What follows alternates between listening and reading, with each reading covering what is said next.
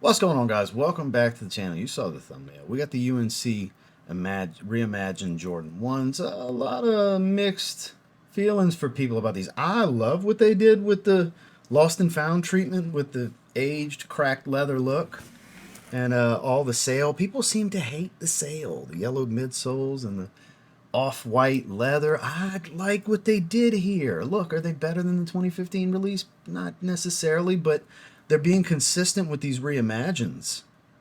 Even with the box, with the black toes versus these, and you could flip, switch the tops, and you have a matching full set box now. I like what they're doing here.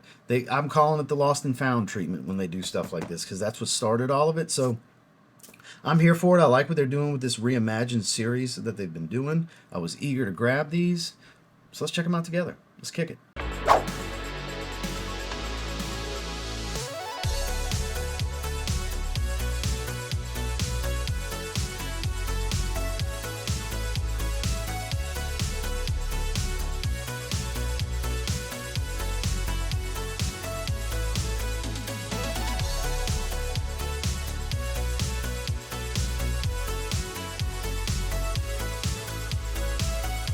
So as I was saying, if you have is it the black toes? Was it the black toes? I'm tripping. I don't remember. It's one of them that I have. It's the opposite. The top's orange and the box would match this top. And vice versa. But I do like that vintage aged look that we're getting from this. Nike branding all over the place. Got my true size of 8.5. We have dark powder blue, dark powder blue. All right then, dark powder blue it is. We have the aged looking paper. Did scoop these up from Goat. And here we have them. A lot of love and hate. These are going to sit, these are going to get cheap, and I'm going to kick myself for buying them early. That's what's going to happen. Because I literally scooped them for $220 in my size, and then a few days later they were $170 in my size under retail. So I was like, I see what's going to happen here. It's going to be the freaking reimagined black toes for $130, $140, which is it's great for anybody that wants to grab them. But it's like, damn, how is this getting no love and no respect? So let's start on the bottom. It has that aged, washed out color look to the sole, which I'm a fan of. The sail rubber cup sole, which people are apparently sick of. I don't mind at all. And then you have this cracked, vintage looking leather.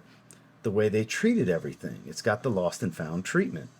As you can see, we have a nice smooth powder blue leather, but all this cracked sail. And as we come up the collar, that's that lost and found treatment. Now, how will this do over time? Will it flake off and stuff? I don't know. I hope not, but you never know. Have the Air Jordan Wings logo. Nylon tongue, completely in sail. Nike Air branding up top. And no exposed foam. They actually rounded it off. Comes with 2 pairs of laces. You have the UNC the powder blue laces as well as the sail laces. I'm not sure which ones I'm going to do. I don't know. Part of me wants to do one, the other part of me wants to do the other. So I'm pretty damn torn about it. I don't know. It's a good problem to have. Probably just going to stick with the sail laces. But then again, please be polyurethane. I doubt it, though. Oh, of course not. Oh, wow, and it's not even Dream Cell. It's that cheaper, thick stuff. See, it doesn't say Dream Cell. It's thick, and it's squishy, but it doesn't have the rebound of Dream Cell. Dream Cell's got a polyurethane foam blend to it. Fuzzy sock liner with the dark powder blue Nike Air branding in the heel side of it. Yeah, they cheapened out on this. That's what Jordan Brand does. Jordan Brand and Nike, not giving you what you pay for. So, actually can feel the air sole in the polyurethane wedge, though. That's rare in a Jordan 1.